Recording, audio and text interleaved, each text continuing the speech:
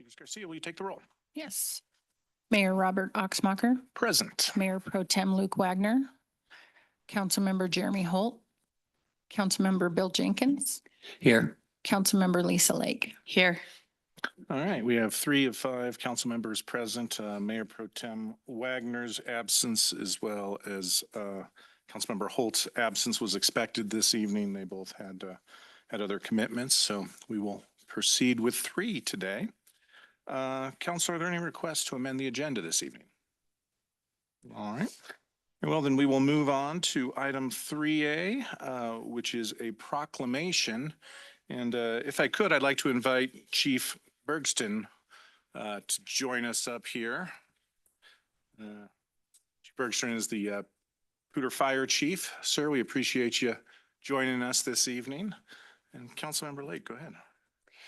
All right. So May is National Wildfire Awareness Month. So I'd like to read our proclamation. Whereas wildfires increasingly threaten homes and communities as the climate changes and more people move close to and into the wildland areas of Colorado, and whereas most wildfires are human caused, including the Cameron Peak Fire, Alexander Mountain Fire, and several smaller fires in recent weeks. And whereas this unprecedented growth of the wildland-urban interface has elevated the need for wildfire prevention and preparedness at both the community and individual homeowner levels. And whereas long-term climate trends and the buildup of forest fuels have further increased the risk of wildfire, these factors, coupled with the expansion of the wildland-urban interface, are challenging efforts to protect people, property, and natural resources.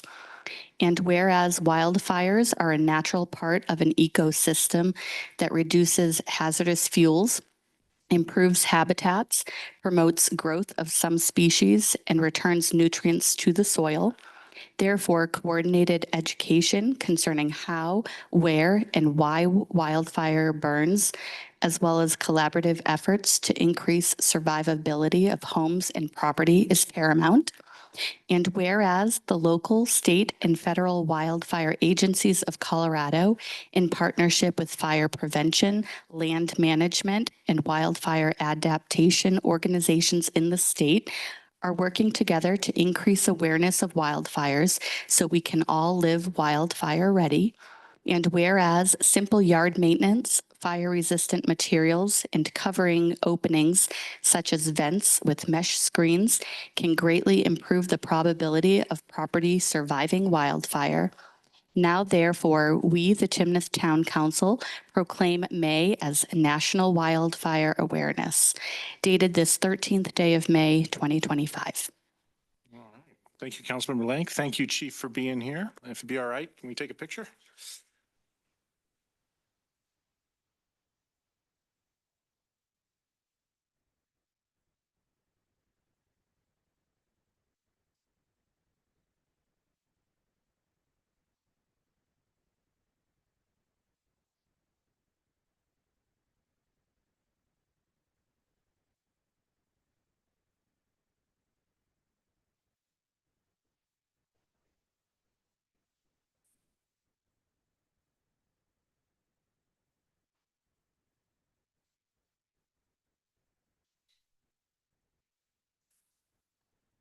All right.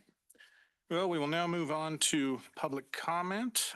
Public comment is an opportunity for members of the community to address council on items that are not otherwise on the agenda scheduled for a public hearing. This evening, we have 2 items that are set for public hearing, item 8A and 8B. 8A deals with the conditional use of proposed of the storage facility at Ladera. And then 8B are some land use amendments. So if you're here and you'd like to speak on those items, please wait until we address them. I do have one person signed up here, but I'm wondering if maybe they just signed in. But Annie Bierbauer. She just left. She just left. I thought maybe that's what it was. So I think she just signed in and didn't intend to address council. Everybody else signed up is for a specific agenda item. But before I move on, is there anyone present that would like to address council? Okay.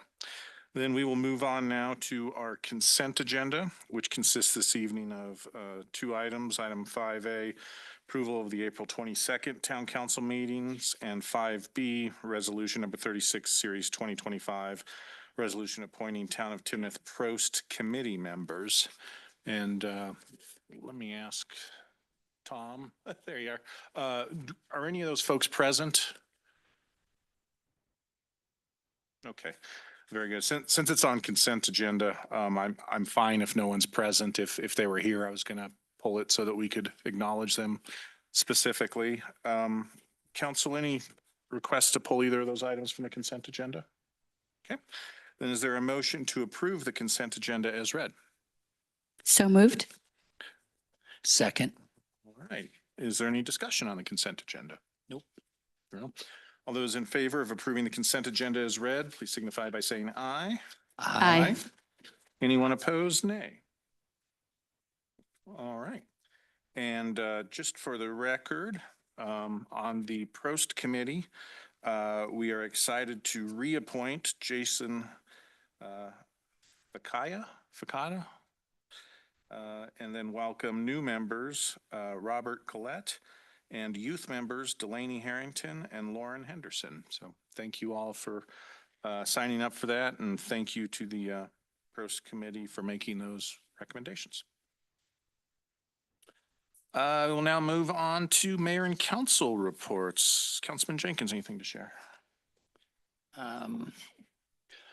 No, not specifically, except to say that I was on the one of the boards today interviewing the candidates for the open police chief position. And I must say we have 4 really qualified candidates. Very impressed with them. So it was a good day. Great.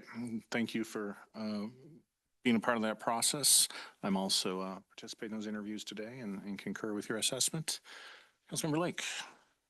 I just want to reiterate what the mayor said about thanking all of the candidates who applied for the Prost Committee, and I look forward to working with the new ones as well as those who are returning. All right. And my only other update is the safety fair is this weekend. That is always a great event, especially for the kids. So that'll be at Community Park from 11 to 2. So hope to see everyone out there. I know that rec staff will be there with some information on the proposed rec center. And so, yeah, come check that out. Oh, I do have one other quick comment. I am getting Pulse tomorrow, along with one of my neighbors, and I think we're actually probably in the first 3 or 4 citizens in town to get Pulse. So I'm looking forward to saying goodbye to my current internet service provider and getting the new Pulse high-speed Pulse service. I'm going with the 2 gigabits. So looking forward to that. All right. That is exciting. My street will be coming online soon, so I'm looking forward to it as well. All right, we will move on now to our regular business items, starting with item 7A, resolution number 37, series 2025, a resolution approving the 2034 facility master plan. Is that correct? 2034. Wow. Mr. Smith.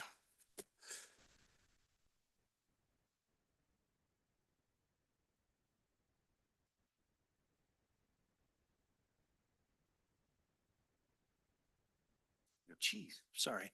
Well, it's my pleasure to present the resolution approving the 2034 Town of Timnath Master Plan. Unfortunately, we're having technical difficulties and you're about to miss out on one of the most amazing presentations ever.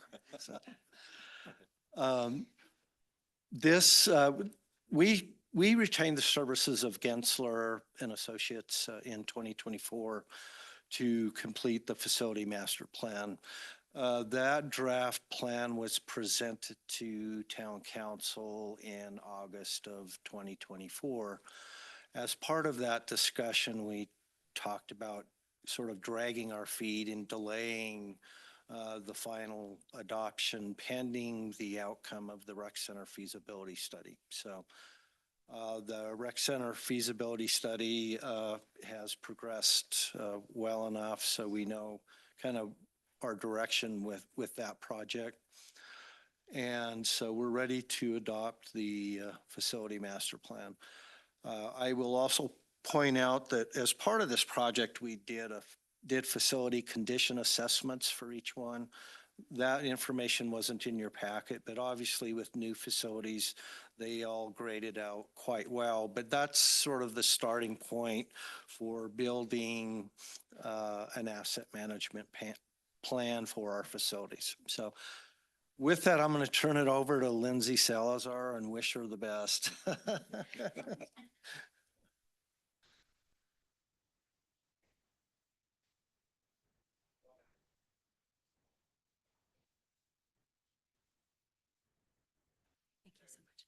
All right, can you hear me? Yes. All right, so am I doing this from memory? Yeah, I'm sorry. Cool. Okay. All right, well, I'm going to do my best. Earl, keep me honest if I misspeak. If the presentation comes up along the way, I can veer. Thank you so much for having me. As many of you probably know, we actually started this partnership, I think, about a year ago. So it's really exciting to be at this moment. So just a quick recap of a facility master plan. The facility master plans really take a look at our clients' assets to help them plan for the long-term future. It helps us make effective decisions, cost-effective decisions as well. And really it's rooted in your needs. So one of the things that I wanted to quickly speak to, for those of you who weren't brought along on the process, is it is a really interactive and integrative process where we really look to connect with our clients. So in your case, what we did is we met with your department leaders to truly understand all of their needs. So what goes into that is a visioning session where we talk more aspirationally. Where does the town envision themselves 10 years out? We also met with department interviews. So we handed out a questionnaire where we collected some information. How do you work? What is your head count? How are you expecting to grow in the future? We also follow those up with department interviews and site tours. As you can imagine, having a conversation, we tend to get a lot more information. It also gives us the opportunity to clarify some items. And then especially in combination with the interviews, we do tours. We want to see what you're working with. If we have pinch points, we want to understand what that looks like. So by and large, I just wanted to be very clear that this is not a wash, rinse, and repeat process. It is truly rooted in what we hear and learn from you all in this case. And that really sets the foundation for our planning and where we go in the future, okay? So a couple key findings that we uncovered as part of that process. It's probably not a surprise to you all. You're growing in the next 10 years. And as we look at your current facilities, we need to take that into consideration because we're looking for that 10-year projection to make effective decisions now that will set you up for success in the future. We also know that as a community, your group is really vested in an active lifestyle. We're committed to sports. We like going outdoors. That's probably true for most of us Coloradans, but especially related to your community. That was one of the things that we heard. Another thing that we found out as part of this process is how you're using space is very generous, and that's not good, that's not bad. But as we look and plan for that growth in the future, we have to understand how that starts to come into play. So when we did a quick assessment on how we're using space currently, there's a metric that we use called square foot per head count, and we track that against all of your peers. So all of our other government sector clients, we looked at that and tried to figure out where you're falling. You're using about twice the amount of space, excuse me, as we would typically expect to see in more modern government workplaces, okay? Let's see. So from there, we looked towards the future. What does this look like for you all? So there were key outcomes that we were definitely looking to solve for as we looked for that 10-year solution. So some of those things were accounting for the growth that we know that we have. We have about 75 new people over the next 10 years that we're currently projecting that we need to plan for. Most of you have probably felt this over the last 5 years. We work a little differently than we did 5 years ago. And so as we're looking to the future, we're going to want to work to align spaces with more modern work practices, right?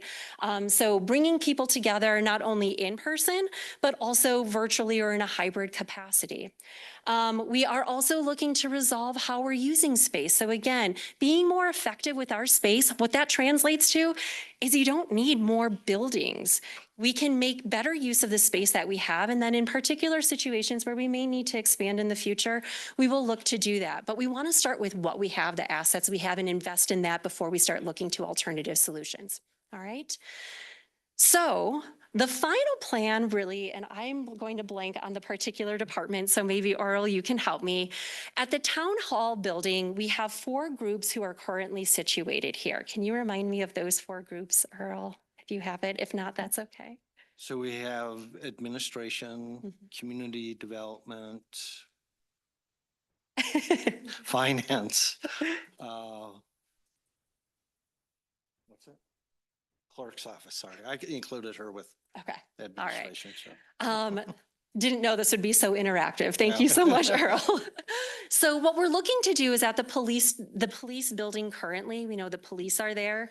We also have 2 groups that are located at that building that we are recommending to move towards the town hall building. What that does is it brings our employees together. So where we're looking to innovate and collaborate and learn from one another, we're now in a singular building that really aids and enables that. From the customer experience, it's also one building that they need to go to. So when we're talking about what that looks like from a visitor experience, it's starting to elevate that. We're minimizing confusion and sending people to different areas, okay? What that does in turn, we free up space at the police building. So we have our main employee hub here at the town hall building. And then the police building then is vacated by those 2 groups that are currently there. And that allows the police department to grow in place. So it becomes a dedicated police building in the future, okay? Another recommendation that is part of the plan is to build a new rec center. Now, this is going to be home to Parks and Rec, and I believe Public Works is the other group where we're bringing some people there. Parks and or recreation and event staff. Okay, Yeah. perfect. Thank you, Earl. So not only is this going to be additional workspace for staff, but it also lends itself to being a community amenity that we know is the community is really excited about and really caters to who they are and how they're showing up in their personal lives. Okay. So what that means then is at the Goodman building, we then can work to transition that with the space that we have vacated from there to a maintenance facility and fleet facility. So I'd love to show you the visual of all of that, but I think by and large, I've tried to verbally capture that. So recommended in the document that was previously shared with you outlines that plan. Now, just to be clear, we did explore a couple of options. This was the plan that we land on that we thought checked the most boxes as we look to the future to be the best response to your needs when we're looking to that 10-year mark. So with that, are there any questions that I can answer? Nice job. Thank you. You know, so we adopt this plan and it kind of presupposes that we move forward with a rec center. Mhm. Can you talk about if that's not successful? Yeah. What we do? I can add a light touch. So one of the options that we did explore as part of this process was if that rec center didn't come to life. And so there is an alternative solution. We mapped out scheduling as well as costs associated with that. That is not the preferred plan, but if you go into the report that was shared with you, it is outlined there. So the reason we kept that in the report, in the appendix, is life happens. And as you can imagine, when we're looking 10 years out, there's a lot that may come up that isn't on our radar. And so that will give you all the ability to veer and take in some of those considerations that were entertained, not moved forward as part of the recommendation, but that will give you a little more flexibility or agility if that doesn't in fact pan out in the way that we're hoping that it will. Do you happen to recall along those lines, do you happen to recall the cost of that alternative? Because I think in discussions about whether or not to build a rec center, that cost that alternative cost should be part of the consideration as well. Sure. I do not recall off the top of Okay. my head where that option falls. I'll see if I can find that. Okay. shortly. Yeah. Yeah. Thanks, Earl. That's I page just 51 think in the packet it's there. maybe not as critical for tonight, but when we get into more discussions with the public about the costs and financing related to the rec center, I think the alternative costs that we would be required to incur should be known. Sure, absolutely. Yeah. And along those lines, I usually like to brace clients with a facility master plan is intended to be a living document. We're making the best decisions and recommendations based off of what we know today. But again, in 10 years, as you can imagine, a lot can come up that we may need to respond to or react to. So the breadth of a facility master plan should be a living document. At some point, you are likely going to need to veer from it. So this is a good plan forward, but just know that it should be agile and flexible as you continue to grow in the future. So if we adopt this and go forward with Plan A, that is $3 million in proposed upgrades to this facility to move human resources and IT and public works admin into this building. What's the scope of that project look like for $3 million Yeah, bucks? so that's a great question. So we know that there's been recent renovations to the facility to try to make the most of what we currently have. That plan is looking to expand the facility to accommodate the additional growth in order to accommodate those 3 new departments that would be looking to relocate here. So that's going to be a full build out. Think of it as a new build light in the sense that it's not truly ground up. It's an extension of an existing building, but it would be an expansion that was previously outlined in phase 2 of your planning process, moving that forward in order to accommodate those additional groups to make more space at some of our other facilities. Thank you. Any other questions? Yeah, so if we assume that if we assume that the rec center does get built, the community spaces that we have here, presumably there would be alternatives in the new rec center. So those spaces could get reused for office space. So the people that we're planning to move to the Parks and Rec facility are the people that are currently located at Goodman. So it would free up space at Goodman to then transition that over to that maintenance and fleet facility. Yeah, I'm thinking of the current spaces here that we currently have available to rent out, the meeting rooms, the community room. There are alternatives to those spaces that would be in the new rec center. So those spaces here in this building would no longer really need to be for those purposes, right? I can help with that. If we determine, so if the rec center were built and we determined that we no longer needed, say, the community room or some of those Exactly. spaces, we could certainly repurpose those. But I know from experience that meeting space is always short supply. So what we would do as we start the design process for this building is go through that programming process and just figure out exactly what space we need and where it needs to be, what it needs to look like and function like. So that certainly could be an option in the future, but we're a long way from that at this point. Okay. All right. Any other questions? At that point, is there a motion to approve Resolution 37, Series 2025, a resolution approving the 2034 Facilities Master Plan? So moved. Is there a second? I'll second it. All right. Discussion, Councilmember Lake. Thank you for putting all of this together and for winging it. That's really tough when you have a presentation plan. So kudos to you for doing that. I know that when this building was first built, there had been plans of potential expansions, and it's always hard to know when that those types of topics come up. So I like the fact that you pointed out that it is a living document, and that does not mean that us as a council needs to approve any kind of budgeting options that come up related to expansions or things like that at this point. But I do appreciate that it's a good picture of what could potentially be in the works for the next 10 years or so for our community. And then, Bill, I just want to touch on what you had mentioned. I know in previous jobs I've had, the meeting space has definitely been limited, and just having a big space for the current staff who are here to be able to meet.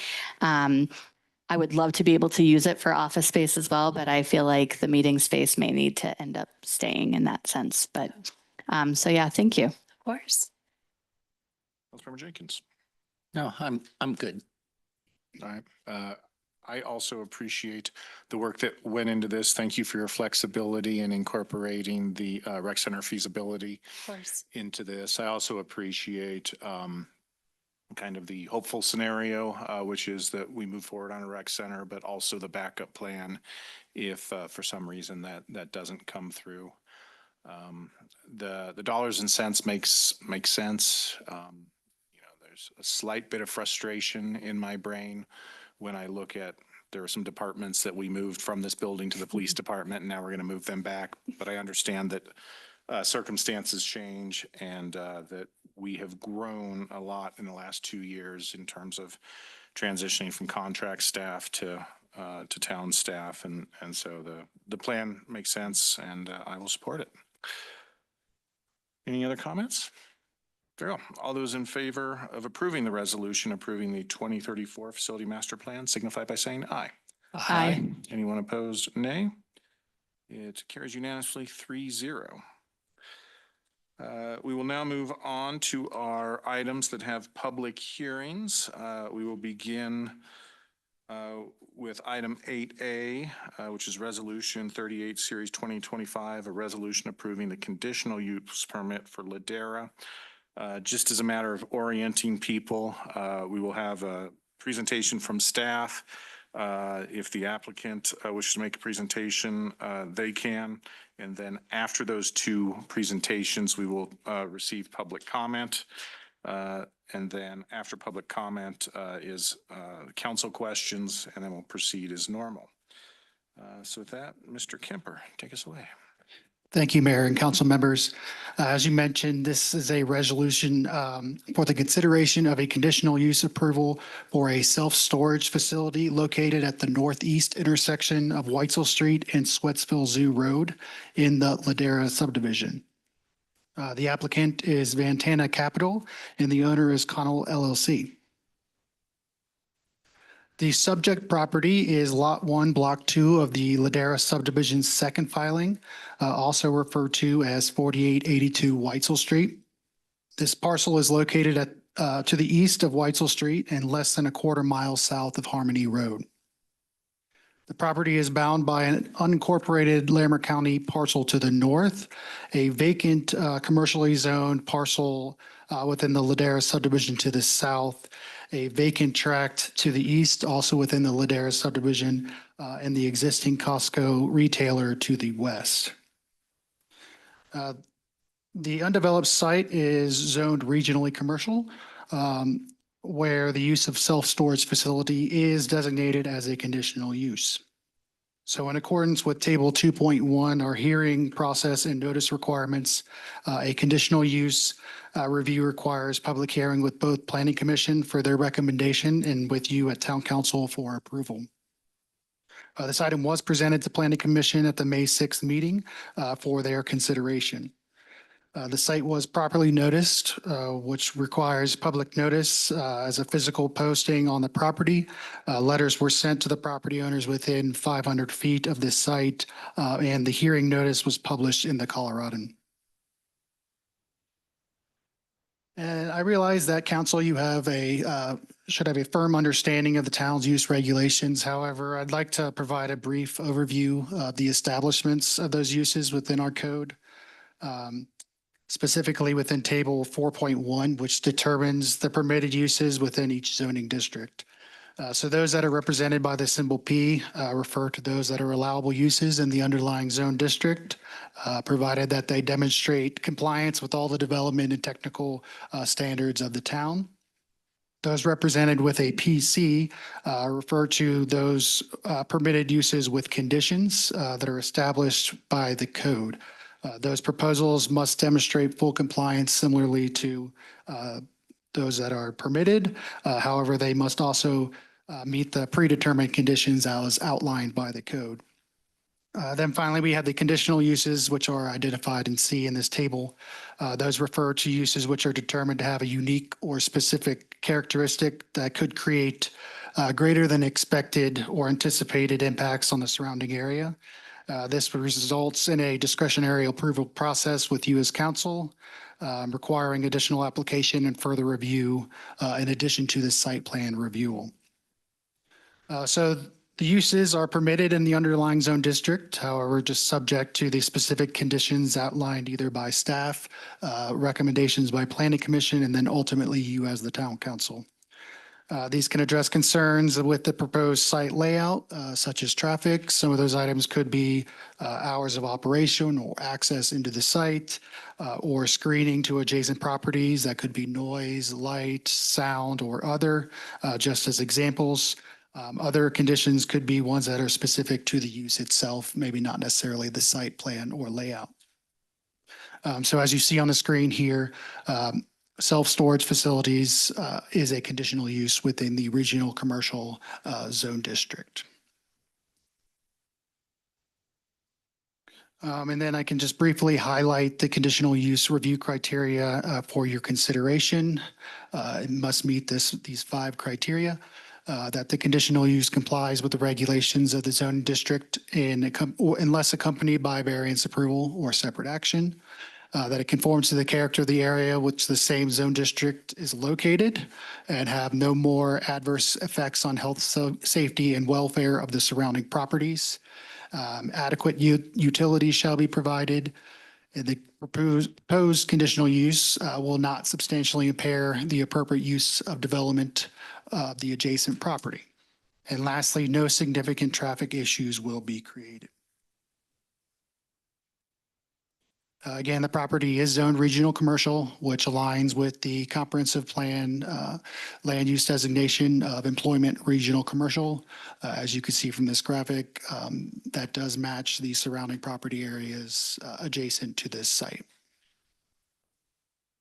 So the 2 graphics that are on the screen currently are intended to help you guys get oriented with the site and within the context of the surrounding area. This facility is located on a 1.77 acre site. And again, this parcel is bound by unincorporated Larimer County, the Sweats property to the north, and the adjacent tract A within the Ladera subdivision partially falls within a floodplain/floodway and is dedicated for future open space. The proposal complies with the standards of the underlying RC zoning district and the Ladera Plan Development Overlay Amendment Number 2.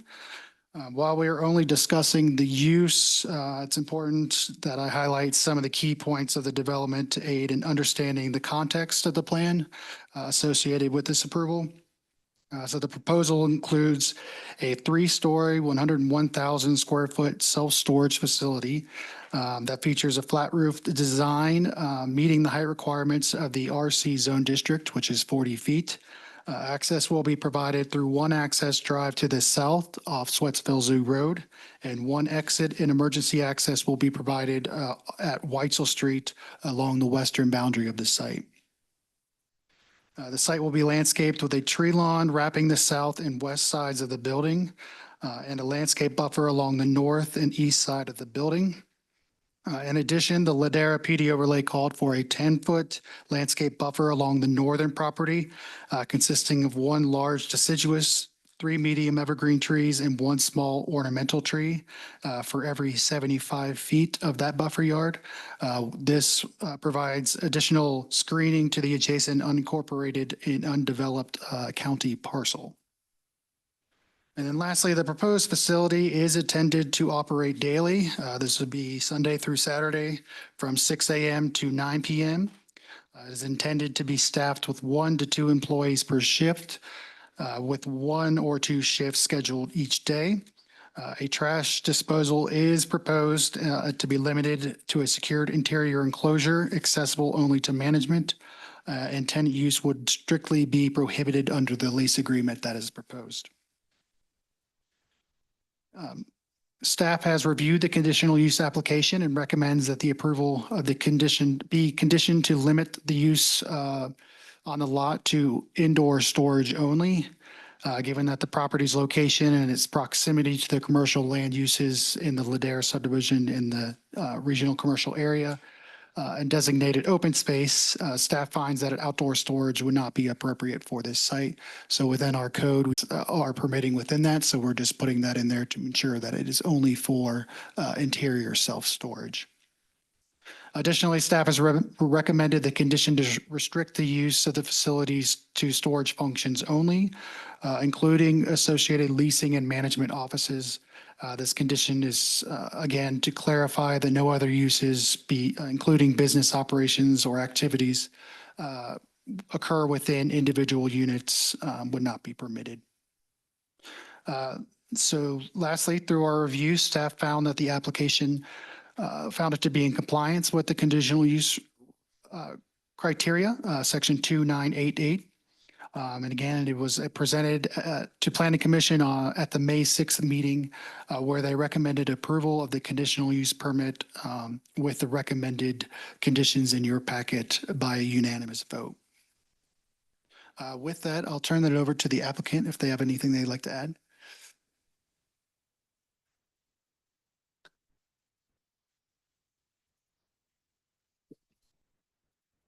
Hello, my name is Stephen Crawford, and on behalf of Jordan Architects and Ventana Capital, I want to thank you for the opportunity to present our project located at 4882 Weitzel Street. Before I jump into it, just want to give a little background on Jordan Architects. We're an architecture firm located in Southern California. We've done about 5,000 self-storage facilities worldwide, and we've won numerous design awards for our projects. So with that, I want to jump into a quick project overview. So to begin with, we are zoned in the regional commercial zone with a PD overlay. This is a 3-story, 103,205 square foot self-storage facility. Self-storage is a conditionally permitted use in the regional commercial zone. The facility will operate from 6 a.m. to 9 p.m., 7 days a week. A secure access is provided via 1 entrance gate and 1 exit plus emergency vehicle access gate. It will be staffed by 1 to 2 employees during hours of operation. Safe access is provided by a key code access system for doors and elevators, LED interior lighting, and security cameras throughout the building and at all entry points. And there are going to be 739 total units, and we've calculated about 15 cars on site per day. Moving on to the compliance with the conditional use review criteria. The proposed building complies with the Timnath Land Use Code and the Ladera PD overlay. The proposed self-storage facility fully aligns with the conditional use review criteria outlined in the Timnath Land Use Code as demonstrated by the following points. Number 1, the project complies with all applicable standards of the Regional Commercial Zoning District and Ladera PD overlay. No variances are being requested.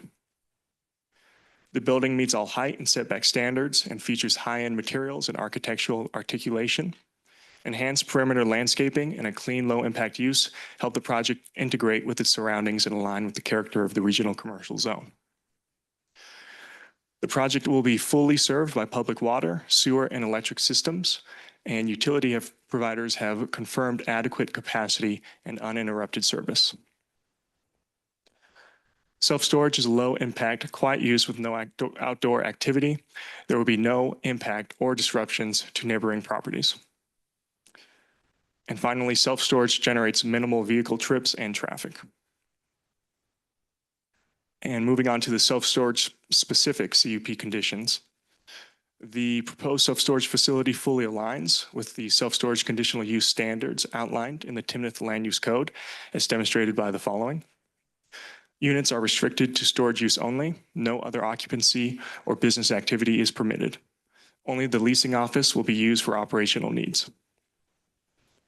All tenant storage is fully enclosed within the building. All drive aisles and parking areas are paved with concrete or asphalt, meeting code requirements.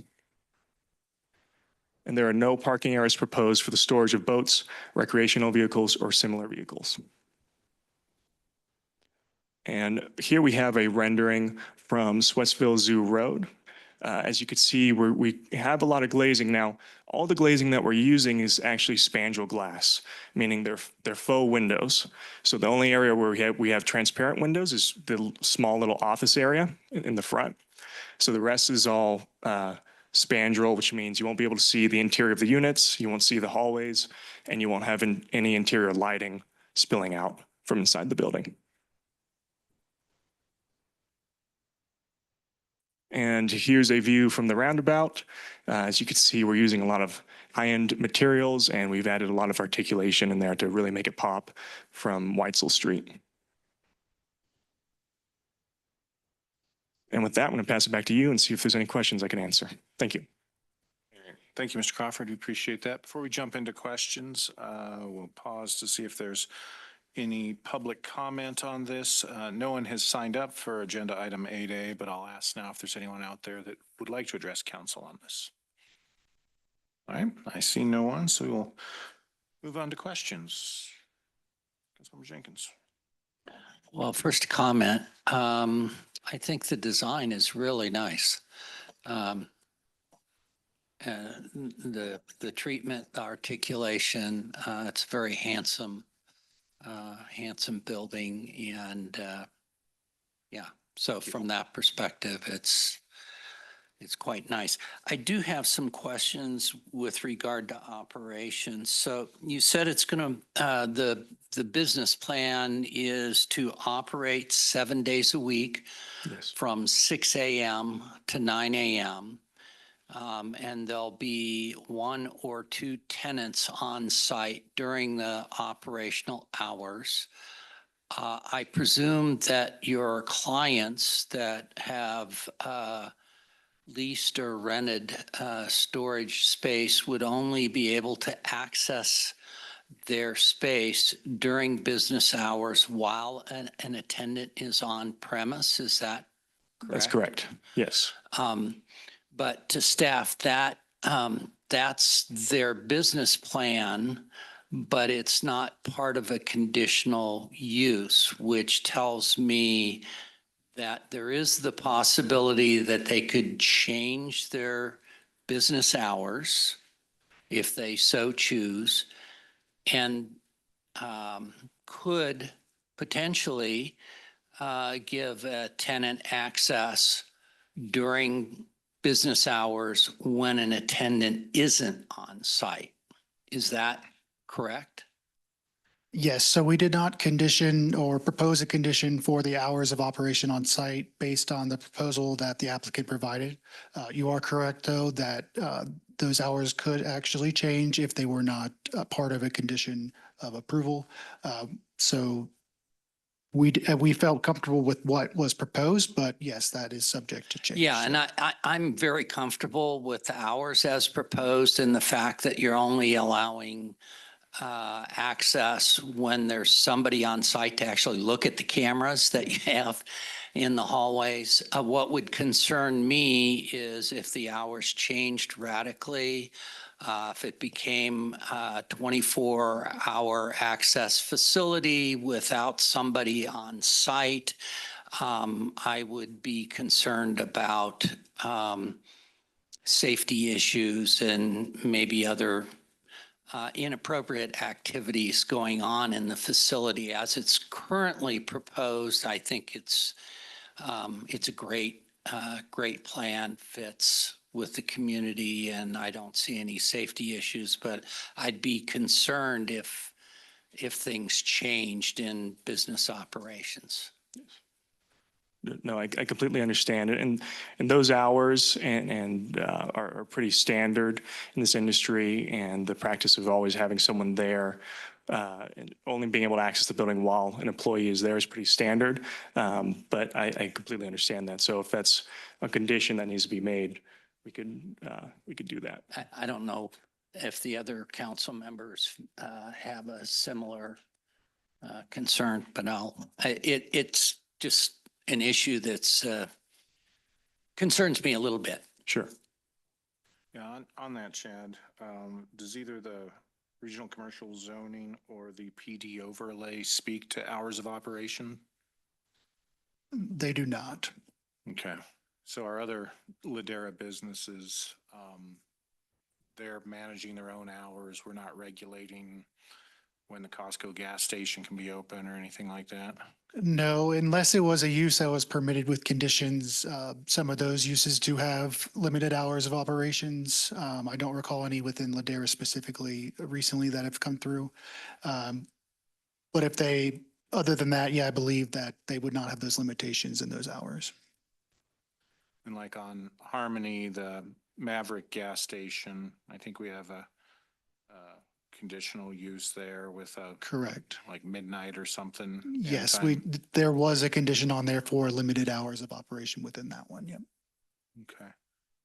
So what I kind of heard is that there probably wouldn't be an objection if the proposed hours and requirement of on-site personnel, that if those were added as conditions, that would not be objectionable. Is that what I heard? Yep. No problem with that. Okay, thank you. Mm. Councilmember Lake. I'll just add to that comment there. I know in their conditional use narrative, it did list out the hours. If we were to put a condition on there, I think we should maybe expand what they've put in there just to give them a little bit of leeway. But I agree that I don't know that we need somebody going inside a building at 2 a.m. with no one there and things like that. Chad, during the either staff discussions or planning commission discussions, was there any, talk of safety and security? I know, and this is obviously more an outside storage issue, but storage facilities from time to time do tend to be places where nefarious things have been known to occur. Was there any discussion about that? During our planning commission meeting, one of the commissioners did raise some concerns about safety and potential offloading of product in adjacent properties. But the applicant stated that this is a gated facility, that a PIN code was required for every individual that does rent a space within this. So there would be limited availability in and out of the space. And you could determine who was on site at any time. So we discussed that, but we felt based on the visibility and location of the site, those concerns were mitigated through the site plan. Thank you. And Mr. Crawford, do you know, is there a plan for, cameras here, or are we just relying on the entry codes and stuff? There will be exterior and interior cameras. Yes. Great. Sounds good. Any other questions? Okay. Then at this time, I would entertain a motion to recommend approval of the Ladera Storage Conditional Use Permit with 4 conditions. 1, that no outside storage shall be permitted. 2, that self-storage spaces shall be used solely for storage purposes. No unit shall be leased or utilized for any other use, with the exception of a leasing office directly associated with operation of the facility. 3, that hours of public operation would be limited to, at least I know you suggested maybe expanding this with 6 a.m. to 10 p.m. Make sense? Yes. Okay. That's okay with us. Hours of operation, 6 a.m. to 10 p.m. And that number 4, public access to the facility is only when the facility is staffed. Yes. All right. Very good. All right. Would anyone like to make that motion? So moved. Is there a second? Second. All righty. Discussion. Councilmember Jenkins. Yeah, I think I'm very comfortable with this, with the additional conditions, and I'm glad to hear that the owner operator is also willing to go along with that. I think it's a important safety issue if it went outside of those bounds. So having a staff on site, having reasonable hours of operation. And again, I commend you on the design. It's a really handsome design, and I think it fits well in the community. And we look forward to you joining Timnath. Councilmember Lane. Right. I also will compliment on the design of the facility. I think when this was first proposed, there was some concerns based on, what we see on other facilities and stuff. But I agree, really strong work in making that visually appealing and visually interesting. So thank you for that. Also appreciate the flexibility with the conditions. I think all these conditions, are kind of reasonably related to making sure that the facility is safe and appropriately used. So I appreciate your flexibility with that, and I will support it. All right, all those in favor of approving the Ladera storage conditional use permits with the 4 conditions outlined, signify by saying aye. Aye. Anyone opposed, nay? It carries 3-0 with all members voting in the affirmative. We'll move on now to our final agenda item this evening, item 8B, which is an ordinance amending the Timnath Land Use Code. Ms. Graves. Good evening. Before we start, how would you guys like to move through these? Do you want us to present on all of them or take them one by one? Yeah, so we do have a public hearing and we only get opportunity for public feedback once. We did have a work session on this, and then you also gave kind of an overview last time. So I suggest maybe let's run through the whole thing, then take the public comment, and then during questions, we can circle back to any specific items of concern. Will that work? Sure. Yep, Okay. let's do it. All right, so the first amendment is expiration dates for approved plans. So Article 2.9 of the Timnath Land Use Code lays out the procedures for land development within the town, and the procedures outline the application through approval process, but there's no standard for approved plans that become inactive. So we went and surveyed some similar sized municipalities in northern Colorado. Most of these set expiration timeframes that range from 1 to 3 years. So the goal of this, without expiration dates, a plan could be approved and then sit on the shelf for quite a while. And then our regulations change and then it's just out of compliance. And so this really tries to get them to diligently pursue their approved plans in a timely fashion. So quickly, the proposed code amendment, on the left, you have the current code, and then on the right-hand side, you have the proposed changes. So for land use code and zoning map amendments, it's really no change. We're just clarifying that once it's approved, it's in effect. For the conditional use review, currently it is a vested right. We went ahead and removed that from the vested rights section just because CUPs are not uses by right. They're approved when certain findings are made. And so vesting this is somewhat inconsistent with legal norms and inconsistent with what our neighbors do. So we set that at a 2-year expiration. Site plans, nothing is in there right now. And we set that at 2 years. For subdivisions, the final plat is a vested right.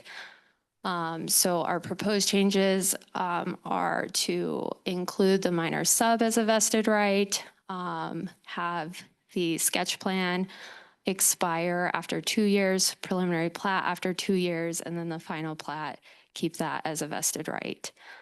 Administrative plat, nothing on that. We included that as a vested right. Town council waivers, 2 years. Appeals of administrative decisions, that is laid out in the code. There's like a 30-day appeal process, and then it goes to the Board of Adjustment. And then we further clarified that if they were to appeal the Board of Adjustment's decision, they would need to appeal within that 30-day window. Modification to prior approval, 2 years. And then vested rights, again, we removed the conditional use and then added minor subs and administrative plats. So our recommendation is to approve that amendment as provided in Exhibit A. Moving on to solar energy facilities. So currently we do not have any enabling standards for commercial solar facilities. So this land use code amendment establishes zoning, design, safety, and decommissioning standards. This applies only to commercial solar farms, and it includes setbacks, height limits, screening and buffering, safety plans, monitoring, and financial surety. So quick overview, we decided we would, thought it would be most appropriate for this use to be permitted with conditions in the agricultural zone district and no other district. And for setbacks, we thought 50 feet from all property lines, 100 feet from all residentially zoned land, height, a maximum of 20 feet in height when oriented at maximum tilt. Landscape buffering requirements are 20-foot wide landscape buffers to screen the facility from public right-of-ways and neighboring residences. And then a fence will be required inside that landscape buffer to enclose the site. For safety, signage, fencing, and emergency vehicle access is required. And then we will require monitoring, so regular maintenance and safety inspections, and we'll require those records to be submitted to us. Reporting of energy production is required, so a facility that has generated no electricity in a period of 12 months will be deemed abandoned, and that facility will be required to be decommissioned within 6 months. And then they will be required to include a decommissioning plan. So a time schedule, the methods of equipment removal, cleaning and restoration of the property to pre-installed condition, including the return of topsoils and vegetative restabilization, and then also the financial surety piece. So we're recommending approval on that one as well. Accessory dwellings. So definition, an internal attached or detached dwelling unit that provides complete independent living facilities for one or more individuals, is located on the same lot as a proposed or existing primary residence, and includes facilities for living, sleeping, eating, cooking, and sanitation. Some of the benefits of ADUs, housing affordability. They're also able to house people of all ages. They serve families through all stages of their life cycle. Residents can age in place. People can retire and then rent out their primary dwelling. So they're really flexible. Community compatible. So it's a way to gently infill into our community and concentrate development into the areas we've already developed and not add, I guess, sprawl or infringe on open space anymore. And then it also kind of keeps everything in scale. It's really discrete as opposed to adding these multi-story apartment buildings into neighborhoods. and just the right size, generally measuring between 600 and 1,000 square feet. ADUs work well for 1 to 2 bedroom homes needed by today's smaller childless households. So demographics are changing in the US. So this just kind of shows that change, that shift from 50 years ago. We had smaller homes and larger households, and now we have much larger homes with much smaller households. Here are some examples. Some of these are in our community. And as you can see, they're really discreet, they're nestled, they're hard to detect from the street. And so they don't change the character of a neighborhood. So why now? We need to be in compliance with House Bill 24-1152. That was passed in 2024 and will take effect June 20th. So we already have enabling ADU standards and are mostly in compliance.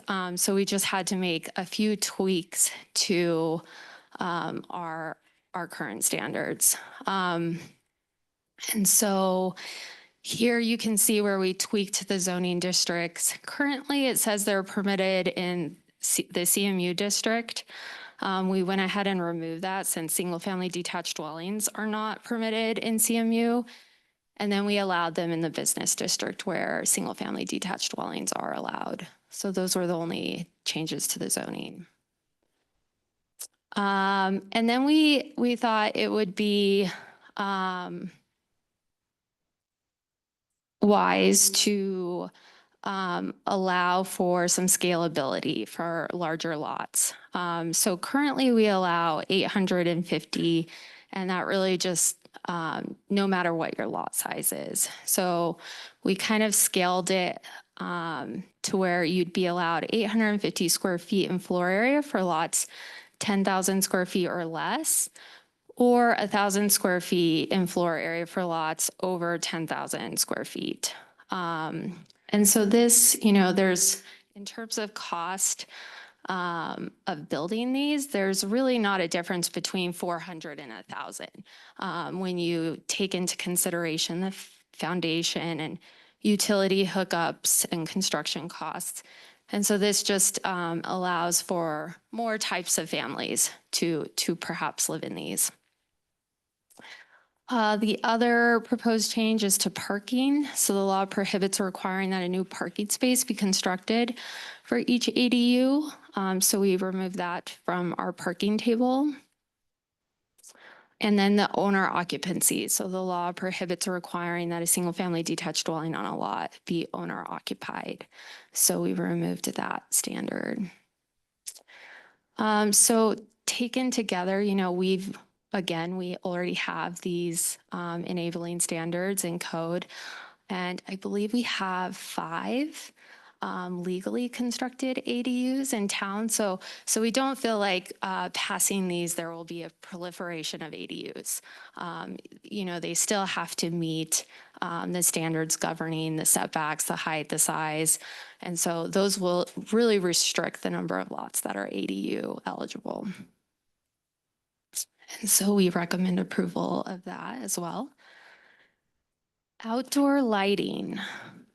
So we overhauled our lighting standards found in section 533 with the goals of addressing our rapid growth and increasing light pollution, align with dark sky principles, ensure safety, efficiency, and aesthetics, and support environmental goals. So we have some new limits on lighting levels measured in both foot candles, how much light is on the surface, and then lumens, the amount of light at the source. And this will help prevent overlighting. So that's currently not in our standards. We're also looking at color temperature. Lights must be 3,000 Kelvin or lower. So warmer lights is less disruptive to people and wildlife. So we really want to stay on this warm end of the spectrum. And then lighting curfews and smart controls. So requiring shut off and dimming during overnight hours, motion sensors required for unshielded fixtures, encouraging energy efficiency and quieter nighttime environment. And we're recommending approval of that. And then Troy is going to present this one. Good evening. I was assigned the residential and block diversity part of the code changes. This goes to table 5.3.4, which is the building form and materials section.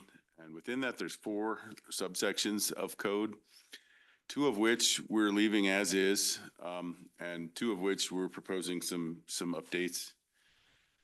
So just so you know that it's here in the context, if we get into some detailed discussion, I've clipped the form, which we're not changing, and the materials, which we're not changing, that are in the code that we'd come back to if we need to. The design detail, we're defining what a primary facade is and what a facade is in the definitions, and we're getting into some specifics on enhancements that all residential architecture needs to have in certain conditions. So in the case of when a residential elevation faces a street, which is the front facade typically, but also side and rear facades when it faces a trail or park or a side street or open space.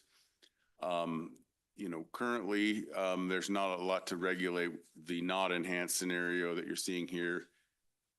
We're trying to push for a little more enhancement, and so you can kind of see what we're getting at. There's, not enhanced, minimally enhanced, and more enhanced. So we'll get into we can get into more detail if you would like. But we're requiring that there be, on those instances that face a street or a park or a trail or open space, 3 out of 6 enhancements to a facade. And this picture shows 5 out of those 6, just kind of to kind of help you visualize. And we can get back to this if you'd like more detail later in the questions. The next thing we've done is we really wanted to hone in on garage doors and what is reasonable and what's beyond reasonable as far as the amount of garage door that faces the street. So we've gone through and kind of did an analysis and all of these pictures are in Timnath. These are houses that currently exist in Timnath. So the top 2 photos, there's no garage facing the street, even though the one on the top left has a 3-car garage. It just faces sideways, so that it's not directly facing the street. Well, we've got another scenario on the bottom left, right. 17% is of the house front is a garage door and it has 3-car garage. It's just the 1-car garage is facing the street and the 2-car garage is facing sideways. A similar scenario, 25% is you've got the 2-car garage facing the street, the 1-car facing sideways. And so we started to think, well, what is it we're trying to accomplish? We had recommended from a staff level 40%, that no more than 40% of a facade that faces the street can be garage doors. We had quite a bit of discussion at Planning Commission about this. Their recommendation was 50%. And so we kind of diagrammed what's the difference between the two. So if you have the widest house you can have on the narrowest lot, so this is kind of the defining factor. At 40%, if you kind of get the smallest of the smallest, it needs to be a 60-foot wide house at least to have a 3-car garage facing the street. If you go with 50%, you need to have at least a 48-foot wide house to have a 3-car garage facing the street. And so staff was recommending to Planning Commission 40%. Their recommendation was 50%. We just wanted to present kind of both sides of the argument and let you as council tell us what you would like. But we wanted also, here's some examples within Timnath of just under 50% and just over 50% of some fairly narrow lots. Some of the lots are even narrower than this, but a 55-foot lot is a lot, 55-foot wide lot is one of our narrower ones. And so you can see if it's a 2-car garage facing the street on a narrow lot, they can squeak in just under 50%. It's a 3-car garage on a narrow lot, they're a little over 50%. And so what we're recommending from a staff level is kind of back here to the, wider house, that is 40% or less, right? So the bottom two is well below that 1725, but when you get to this diagram, it's, at least, 60% of the front of the house is not garage, or i.e. 40% is the maximum garage frontage, is what staff's recommending. The commission thinks 50% in their recommendation, and just wanted to kind of present the distinction there. The next part of this code change is the block diversity standards. And we review block diversity on every one of the building permits that comes through our department, through the plot plan review. And they, when a subdivision, a residential subdivision is approved, they have to submit a matrix of all of the various housing models that subdivision will put within that the layout there, and so it's required not to have too many of the same thing too close to each other. And we've decided that our regulations currently are a little bit confusing, and so we wanted to kind of clean some of that up. So we wanted to make sure that you don't have the same model side by side to each other, which we've already had directly across the street from each other. We already had, but 4 lots in a row, you can't have more than one of the same thing 4 lots in a row, and that was kind of a new thing we added. We also wanted to add this color diversity, so it's kind of the same test. You can't have the exact same color side by side or across the street or within 4 lots in a row. And we did look at Loveland, Firestone, Fort Collins, and the most helpful examples that we kind of drew a lot of that from was either our own research or looking at some of the Firestone examples. They had a lot of good stuff that we borrowed from. And so we do recommend approval of the design, detail, and block diversity standards shown in your packet, Exhibit 8. And Troy, just to clarify on the garage door, I think that's under 5.3.4.3. And is that the F3 line that I'm looking at? So the whole F is the garage door standards. So the green text within the exhibit, that is the code language, was already in there. We just moved it from a different like a slightly different numbering. And the blue text is new text. Okay. So But yes, F3 would F3. be. Okay. Well, I'm just 50 clarifying. versus 40%, Yeah. right, is the F3. Okay, so as it's written now, is for the 50%. If we wanted the 40%, we would need to Right, amend and it. that was based on planning commission's condition of Okay. recommendation. Yeah. Okay, thank you. All right, lastly, natural medicine. So you all have heard this. I'm sorry. So we'll go through this very quickly. Prop 122 was passed in November 2022, decriminalizing the personal use, possession, and cultivation of plant-based psychedelic substances. And legislation was then passed allowing licensed healing centers to administer these substances under professional supervision. So this is our attempt at regulating time, place, and manner. Healing centers are a facility that is licensed to provide supervised administration of these medicines. And then the cultivation center is the establishment where these products are cultivated and prepared for distribution.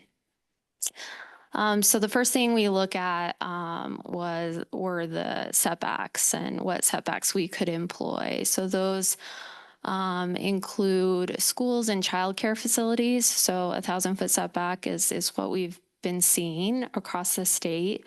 And then also residential property. So we mapped out some scenarios for you all during the work session.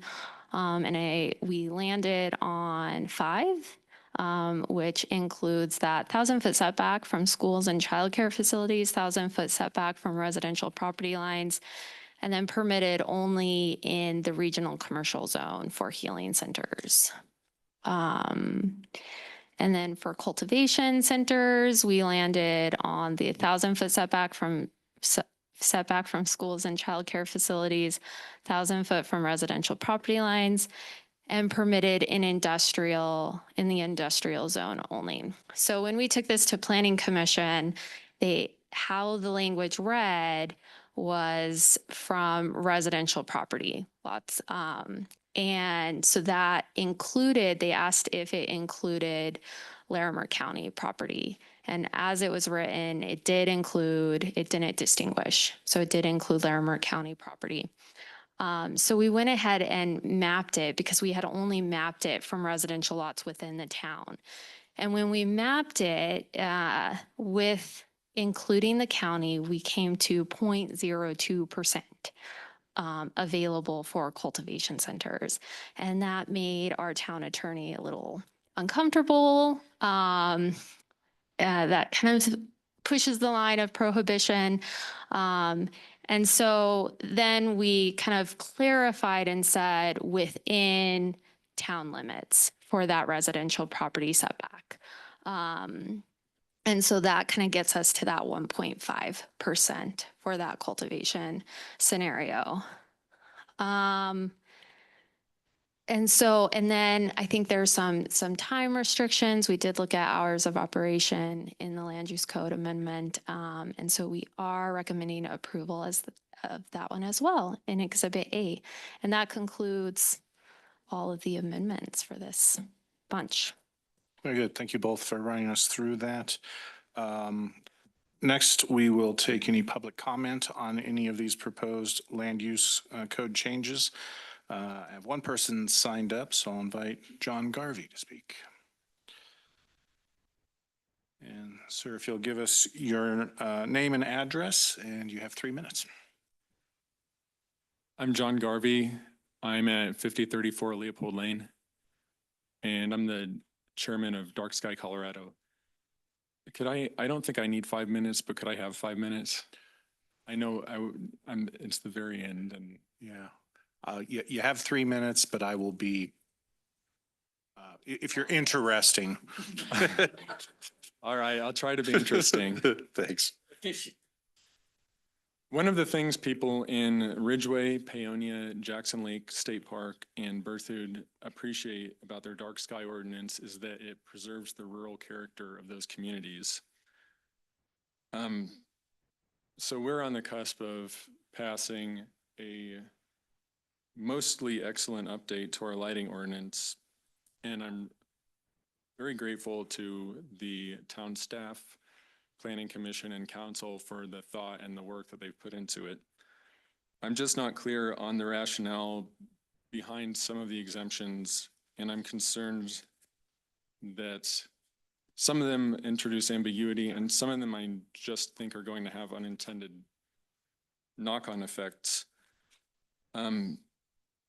One of the exemptions in our lighting code that was eliminated during a public comment period or a public input session and subsequently reintroduced is an exemption for agricultural equipment lighting. Part of the reason that exemption was eliminated was because there's no clear operational reason why it would be necessary or helpful to farmers. If you want to have your retinas fried like flies in a bug trap, drive down East Mulberry Street at night. Possibly the most aggressive and obnoxious and non-compliant lighting in Fort Collins is from heavy equipment, including agricultural equipment. So I agree with the sentiment behind adding this back in. Our agricultural community makes an outsized contribution to our culture and economy and should not be an afterthought as this town grows. But while it's intended as a respectful nod to that, in practice, I think it's going to foment conflict and it's going to degrade, not preserve, the rural quality of our town.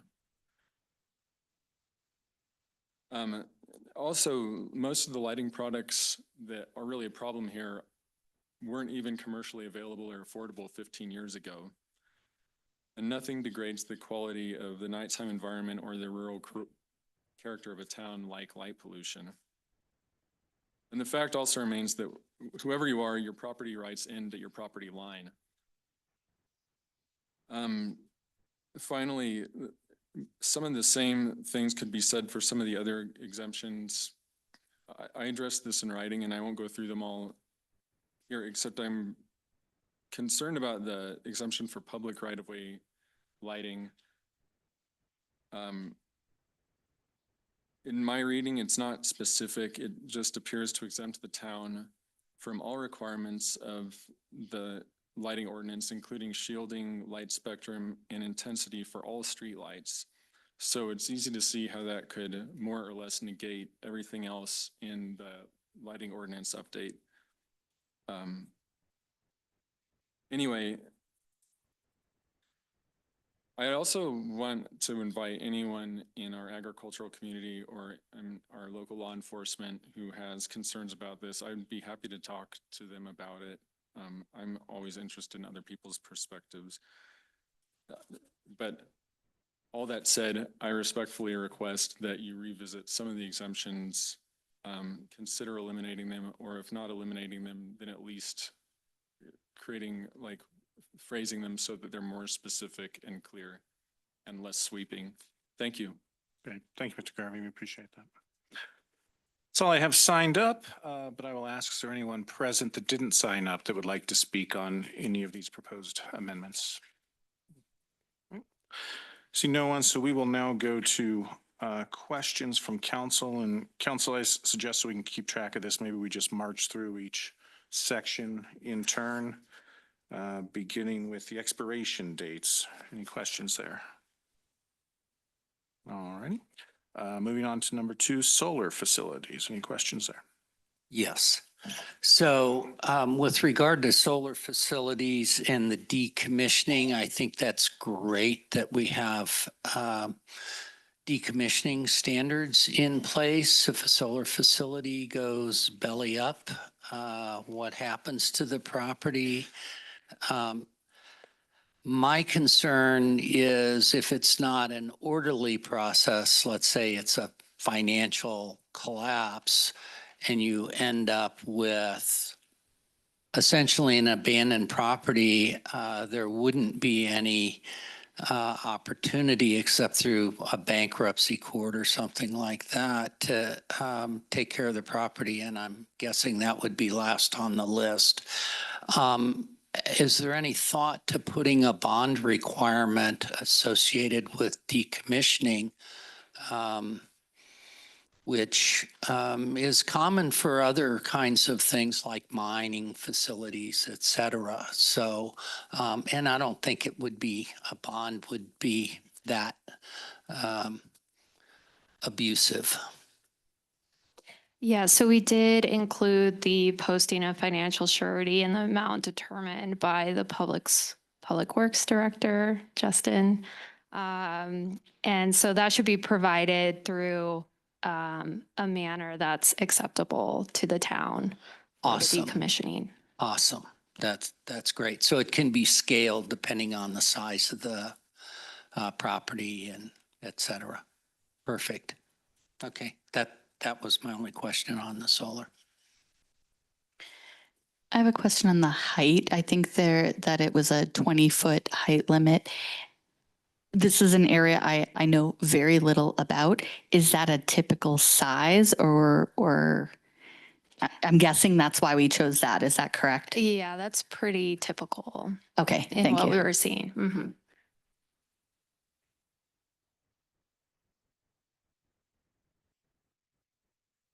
On to accessory dwelling units. Questions there?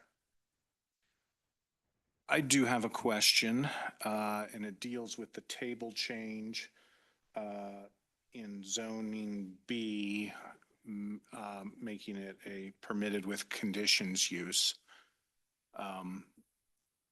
We're not allowing this in, was it regional commercial or MDU? I forget. But we are allowing it in B. Is that because in our B district, although it's zoned as business, we have a significant amount of residential properties in there?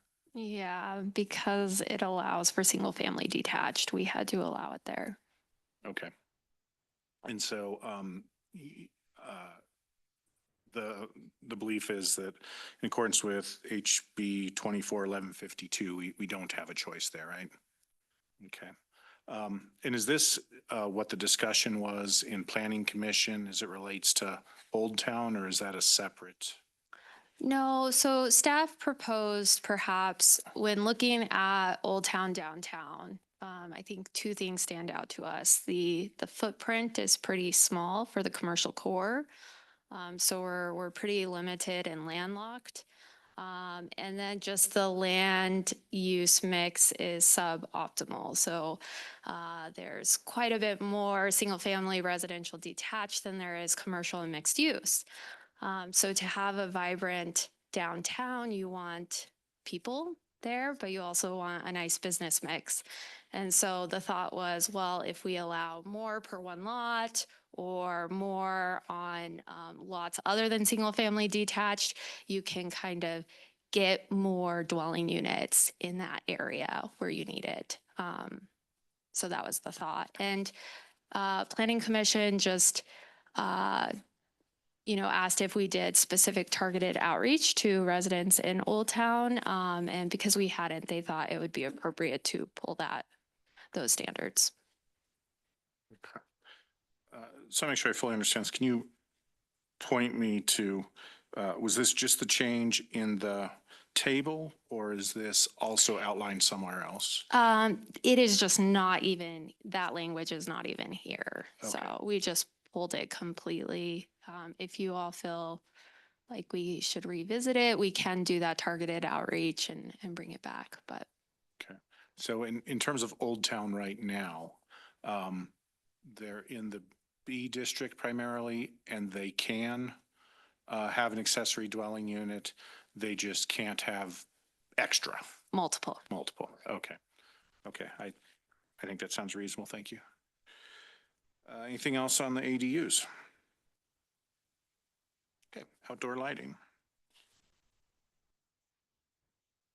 I guess I would ask maybe for some clarification to what Mr. Garvey brought up in terms of the lighting restrictions not applying to the public right away, and what our thought process is on that. Yeah, so lighting in the public right of way is handled differently. And most of our neighbors do exempt lighting in the right of way for, I think, that reason. I don't know if Justin can add to that. Yeah, so we have a distinction, between the land use code, which is private property and land use, and then the public right of way with streets. So we do have a street standards, and the Timnath criteria manual spells out those lighting standards for streets. So we don't want it to be contradictory. We want both documents, but we want to have that because one of the things we wanted to enforce is safety. As you remember, we did get some funding for the downtown areas for some street lights. We are doing some testing. So we are looking at maybe modeling, see how it goes with this, and then relook at our Timnath criteria manual with other changes, kind of similar to the land use code. And then we could make similar adjustments to there also. But again, that's a whole different code than what you're looking at tonight. It's a different code, so. So I could say, one issue is the street lights in the right of way and Yeah. whether or not they comply.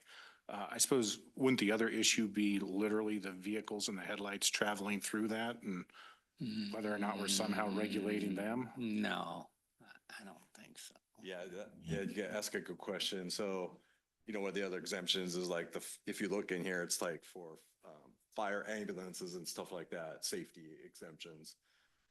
So those again are covered usually by different codes and so forth. So, yeah, I guess maybe we could talk to the attorney too, but some of those, I'm sure, safety aspects are governed differently than the land use code.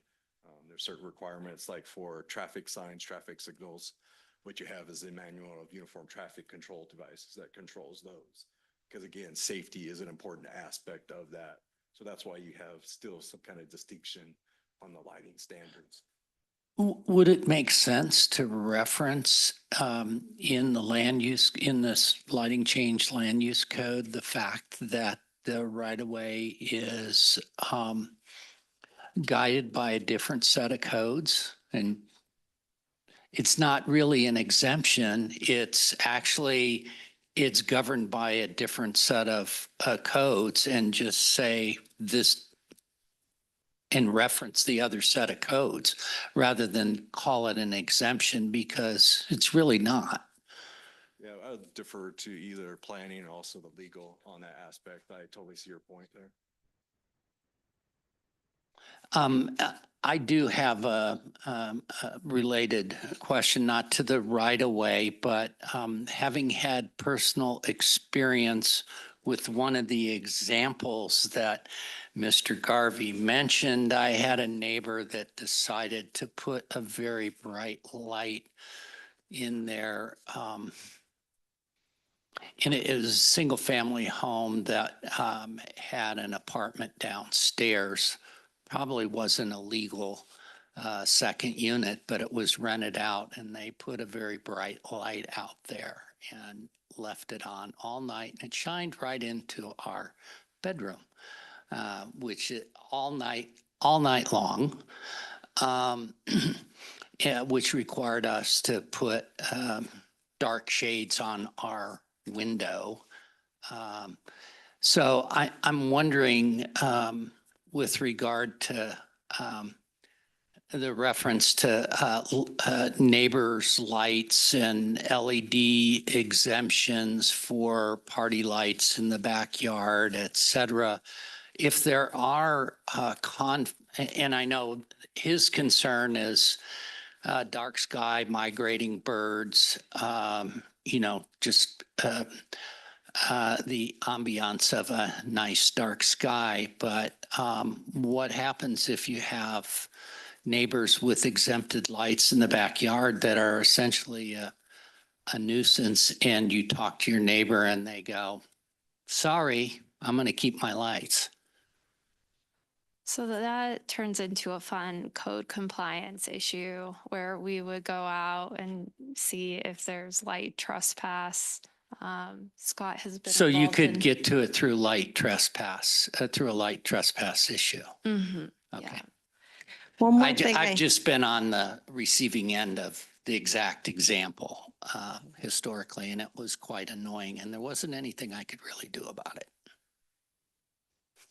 So for the string of lights, I noticed that they're still subject to approval by the community development director or have to be part of an outdoor lighting plan or landscape plan. Oh, I like that. So that's another. So it's not fully exempted. No, not string lights. Okay. Yeah, so all of those have some limitations around them as well. Okay.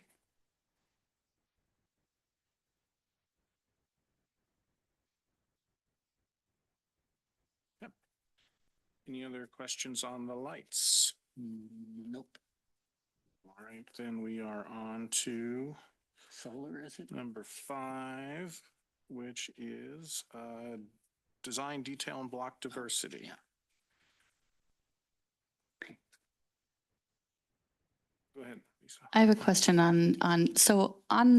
is there a way to know how many of our current homes in town, what the percentage is for the garages? Because I pulled up a picture of my own house and I'm pretty sure. This isn't garages Oh. yet. This is the design diversity. Actually, they're both in the same there. Oh, they are part of the same. Okay. Yeah. I have one more clarification on lighting before we move up from that. I guess even though there was the exemption about lighting plans, there's a second exception for residential properties. Strings of lights located on properties in all residential zoning districts or on properties that are used exclusively for residential uses are exempt, provided that they do not provide excessive glare or light trespass Yeah, into what is adjacent property. excessive glare is an opinion. Well, that was, I think, the comment, that was public comment that was made. Yeah, I mean, it's one person's excessive glare is another person's beautiful lighting design. It's subject to interpretation. So I might rethink that a bit.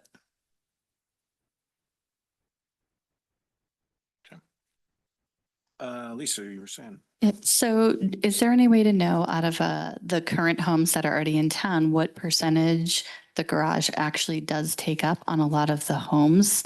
And the reason I ask is I did pull up a picture of my own house, which Yeah. I love, and I'm pretty sure the garage takes up more than the 40 or potentially more than the 50.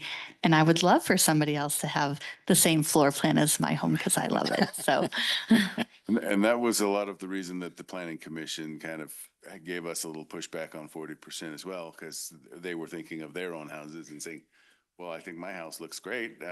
So why are we trying to do something different than that?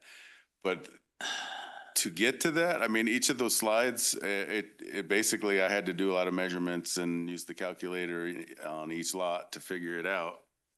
So it's possible, but it's a lot of work to go every house through the community. But I can tell you, in the past, there's a lot of them that are, Over around 50. 50%. Over 50 in my And some neighborhood. over 50, yes. Yeah. And our code has, I think our code has said 40% for a while, but or it said 50%. So we were trying to go down to 40, but in the past, so where we check this is when a plot plan comes in. So a building permit is applied for, and then they have to give us a plot plan of that lot. And within that, they got to show us a plan of the house on the lot, and they got to show us how much of that outline of the property of the house itself is garage door. And we do check for that now. I know at times in the past, it sounds like they weren't as rigorous checking that plot plan as we have become now. So the question is, is 40% or 50% the number that we should be checking for? But we know now that we're checking for that pretty rigorously for every single family building permit or townhome unit that comes in.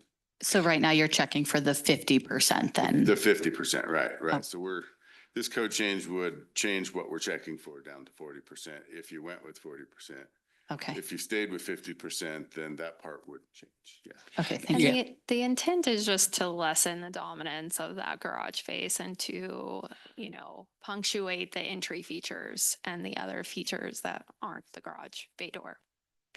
So I have a question related to this, to the garage door situation that, so I have a house that's on a cul-de-sac. So, and I have a very large lot. It's about 11,000 square foot. I have a ranch style house. The front of the lot, obviously, is much narrower than the back of the lot. And I have a 3-car garage. So, in terms of lot width, it changes. Yeah. Where do you measure? Well, and the standard is based on where the garage the door house is? width, right? This particular garage door standard is based on the width of the house. So it's 40% or 50% of the width of the house itself. The reason the lot comes into the conversation is just what is the likelihood of having a house big enough for this to apply? I know it affects the driveway width at the, Right. at So that's a the different street, standard, because there are a right. lot of our driveways that have a chunk cut out because it, Yeah, right? right. And people put So- rocks there And we're not instead of touching grass. that So right really now. the threshold is like, as you get narrower, you're going to have to alley load essentially at a certain point, like under Yeah. 50 foot wide lot, it's too narrow to Yeah. have a front loaded garage. Okay, But to answer your question. yeah, it's based I'm on gonna the go width of the home and house. measure the width of my house now. I have a feeling it's probably not wide enough for the 3-car garage, maybe even under the 50% standard, but it certainly And so wouldn't that's work under question the moving forward. 40%. Do we, do we make this change or do we keep it the way that it's been? Yeah. So if somebody wanted to go to the 40%, we would look at an amendment as previously discussed in section F3 there and just change that 50 to 40, right? Okay. Anything else on design detail, block diversity? All right, natural medicine. Yeah, so you referenced the 1,000-foot setback and the concern about the percentage being really low, but it also raises another issue because when you say county, we're really talking about all of that county property is in fact within our growth management area. Or I would presume, since it's industrial and all the industrial has adjacent that isn't within town property, the adjacent county property is in our growth management area. Is that correct? That is correct. Right. So then if we have this different standard for the growth management area, and then the presumption is at some point in time in the future, that growth management area will become part of the town. I mean, Sure. it might be 10 years, it might be 50 years, but at some point it's likely to become part of the town. Then we would have a non-conforming situation, setback situation with those residential properties that are in the growth management area that now become part of the town. And you're treating things differently. Sure, they may be a little closer to a facility. Or far, yeah, they might be closer. Right. Yes. I think, and also, when we were mapping this out, this is a snapshot in time, Is there right? So like we can annex area and then that percentage will change. So Carolyn will really need to take this one. Right. So I'm just wondering if there's at what percent are you comfortable and at what percent are you uncomfortable? And is there another way that like if we went to 950 feet for industrial, would that get you to a percentage that's comfortable if you considered all of it?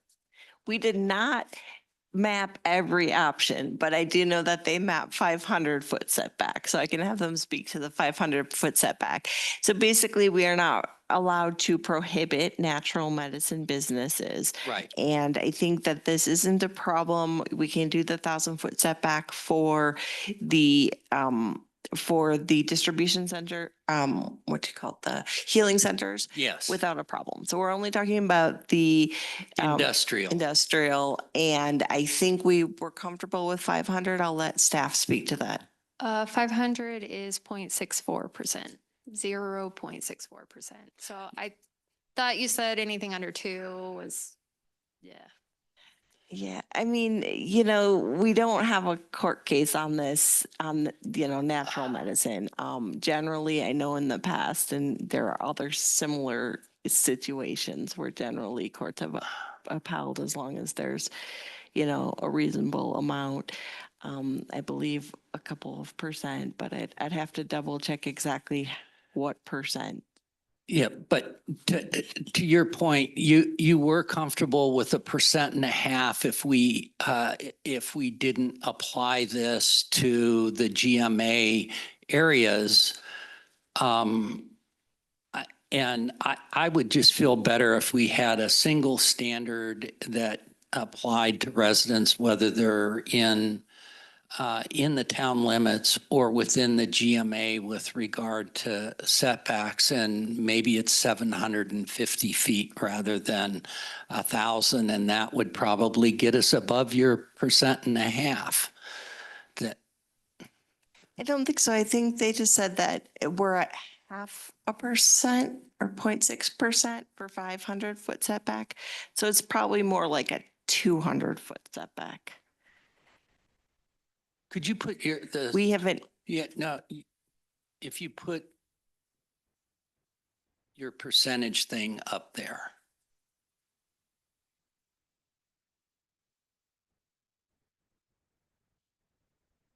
So the cultivation centers in the 1,000-foot, So this, Is- sorry, this is the GMA, including those unincorporated properties within the GMA. at 1,000%. And At then 1,000 if you eliminate the county, and it goes to what, 0.5%?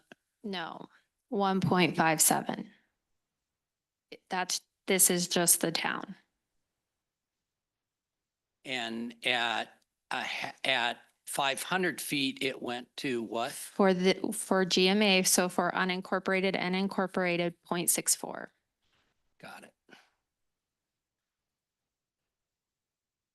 Carolyn, where we have other setbacks like oil and gas, setback from residential, we're not distinguishing in town versus out of town, are we? Nope. Can you guys speak to that for sure? Do you know? I don't for believe sure? so, no. Okay. The language doesn't specify. It applies to the GMA area the same as town limits. I just think we're creating a funny exception here that could come back to haunt us. So the state statute does not have a setback from residential property at all. So all of this is an add-on optional time, place, and manner restriction by the town. And so it would still have the setback from daycare centers and schools. And so then the question is just what setback would you want? And again, this is measuring it not from the home, but from the property line. So, Carolyn, if we wanted to take the legal risk, is this 4.4.292A? And would we need to strike out located within the town's jurisdictional boundaries? Yes, you could do that. And then that would have a 1,000-foot setback from any residential property. I guess another option is you could do a setback from the building as opposed to the property line. That makes I a mean, big difference. there are risks both ways because if somebody who had a house that's less than 1,000 feet and they're in the GMA area in the county, they may not, they may say, hey, in your town, you restrict it to 1,000 feet from the property line of a residential, but you're treating us differently. So, they could end up suing us for allowing it. Or they could ask to be annexed into the town, in which case then the numbers would change again. Well, not if the facility was built first.